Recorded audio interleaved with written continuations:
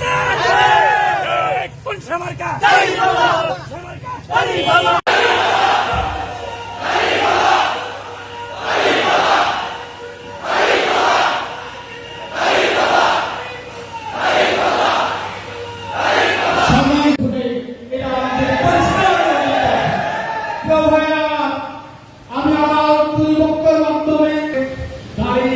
প্রতিষ্ঠিত করতে চাই ভাইরা, আমরা একমত আছেন।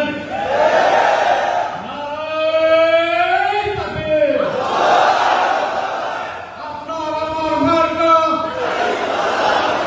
দাঁড়িপাল্লা মার্কা।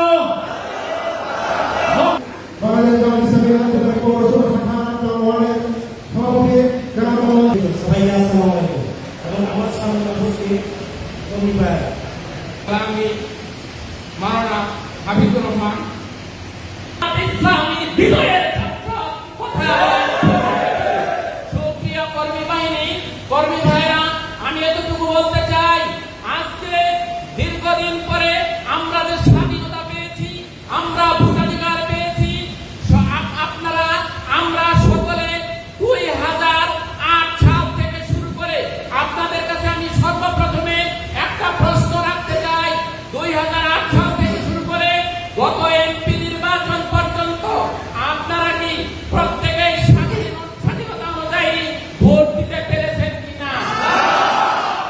অর্থনীতি আছে, এই যে আজকে সারা দুনিয়ার মানুষের ভিতর শহীদ আজমল কন্যা থেকে শুরু করে আরো সাইয়েদ কুতুব সহ আরো অনেকেই যারা ইসলামী আন্দোলনের একটা নব দিগন্তের সূচনা করেছেন, তারই ধারাবাহিকতায় আজকে আমরা ইসলামী একসময় ইসলামী ছাত্র শিবির এর জামাতের মাধ্যমে আমরা সংগঠনে এসেছি। জামাত ইসলামী বাংলাদেশ এই যে মাওলানা আবুল আলা মওদুদী রহমাতুল্লাহ যে চিন্তা চেতনার ফসল তিনি বপন করে গিয়েছিলেন, এই বাংলাদেশের এই তৎকালীন এটা ছিল পূর্ব পাকিস্তান। যাই হোক, কালের বিবর্তনে কোনোভাবেই সম্ভব না, যেহেতু রাষ্ট্র ক্ষমতা চলমান। আমরা জানি যে পৃথিবীতে আল্লাহ তাআলার স্বপ্ন একটি সুন্দর সুবিচার ন্যায়নিষ্ঠ সম্পূর্ণ বাংলাদেশ গঠন করা। এই স্বপ্ন একমাত্র বাংলাদেশ জামাত ইসলাম ব্যতীত কোন দলের দ্বারা সেটা সম্ভব নয়। নিজেদেরকে আত্মনিয়োগ করে সর্বোচ্চ শক্তি প্রয়োগ করে আমরা দাঁড়িপাল্লা প্রতীককে তাকে জয়যুক্ত করে এই আহ্বান জানিয়ে আমরা ইসলামী আন্দোলনের কর্মী, জামাত ইসলামের সকল কর্মীকে আগামী যে ভোটের নির্বাচন আমাদের মাঝে জিহাদ হিসেবে নিতে হবে। এই জিহাদে আমাদেরকে জান মাল এবং রক্ত দিয়ে আমাদেরকে মোকাবেলা করতে হবে। প্রিয় উপস্থিতি, আমাদেরকে এই নির্বাচন চ্যালেঞ্জ হিসেবে নিতে হবে। আমরা আশাবাদী যে জোয়ার উঠেছে নমুনা নিতে পারতে, আমরা এই জোয়ারকে সংসদ ভবন পর্যন্ত নিয়ে পৌঁছাবো ইনশাআল্লাহ। আমরা সেই দলের লোক আমরা কর্মী, আমরা জামাত ইসলামের কর্মী মানে আল্লাহর কর্মী, আল্লাহর একদম সামনের কর্মী।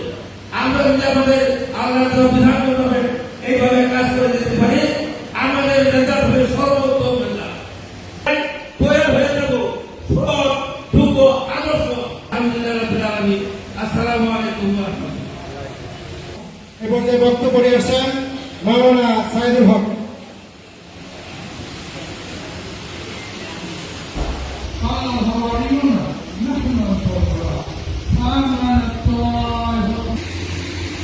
সকলকে সম্মান দিয়ে সম্মানিত আমি নির্বাচন করতে যাচ্ছেন যাদেরকে মনোনীত করা হয়,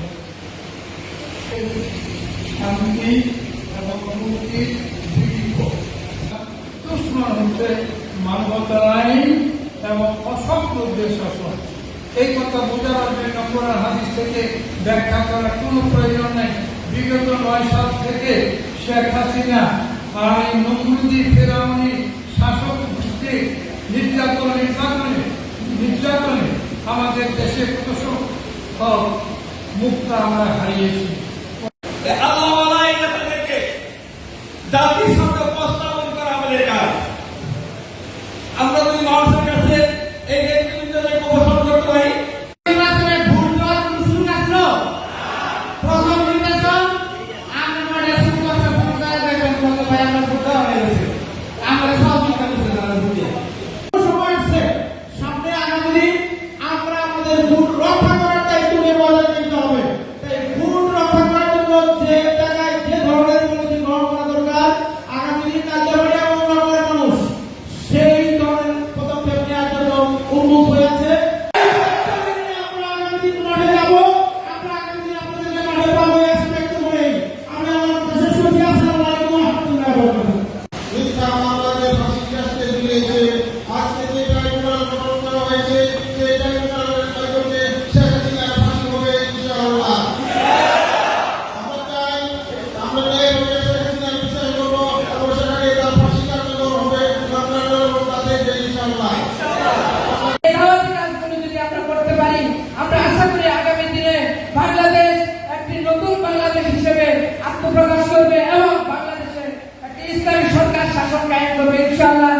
সকল সৃষ্টির মালিক একজনই আমি বিশ্বাস করি।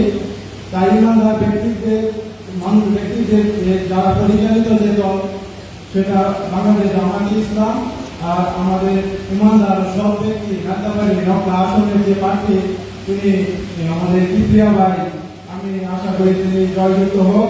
কেন্দ্রের পক্ষ থেকে প্রার্থীকে ঘোষণা করেছে, সেই ধারাবাহিকতায় শেরপুরের 3টি আসনে, এক আসনে সদর আসনে হাফেজুল রাশেদ ভাই, নকলা আলিতাবাদীতে আপনাদের ভাই গোলাম কিবরিয়া এবং শ্রীমতী জিনাই নেত্রী আমাদের শ্রদ্ধাভাজন নুরুজ্জামান বাদল ভাই।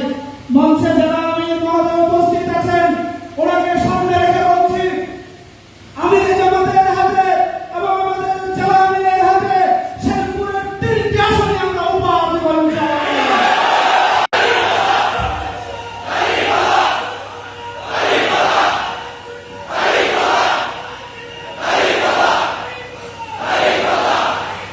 বাংলাদেশের দিকে তাকায় সম্মানিত ভাই ও বন্ধুগণ, এই বাংলাদেশেও বিগত 17 বছর আমরা যেভাবে জুলুম নির্যাতন শিকার হয়েছিলাম, এই ফ্যাসিস্ট সরকার যেভাবে আমাদেরকে অত্যাচার করেছে, জুলুম করেছে, আমাদের 1 থেকে 11 নম্বর পর্যন্ত নেতৃত্বকে ফাঁসির কাছে ঝুলিয়েছে, জেলখানাতে হত্যা করেছে, হাসপাতালে হত্যা করেছে, লক্ষ লক্ষ জামাত ইসলামীর নেতা কর্মীদেরকে জেলখানাতে দিয়েছে, হাজার হাজার নেতা কর্মীদেরকে রিমান্ডে নিয়ে অকথ্য জুলুম নির্যাতন করেছে, আমাদের অনেক ভাইকে পঙ্গুত্ব বরণ করতে বাধ্য করেছে, অনেকের চোখ নিয়েছে, অনেকের হাত নিয়েছে, শত শত পরিবার আজকে হাহাকার করছে।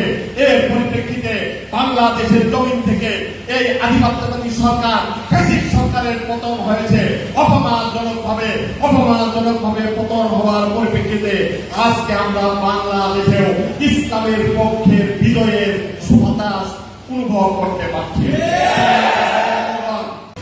এই 53 বছরে যে সমস্ত দলের নেতৃবৃন্দরা যারা এমপি মন্ত্রী হয়েছে তাদের যোগ্যতাগুলোকে এক পাশে রাখুন, আর বাংলাদেশে বর্তমানে জামাত ইসলামী যে সমস্ত এমপি প্রার্থীর নাম ঘোষণা করেছে তাদের যোগ্যতাকে এক পাশে রাখুন।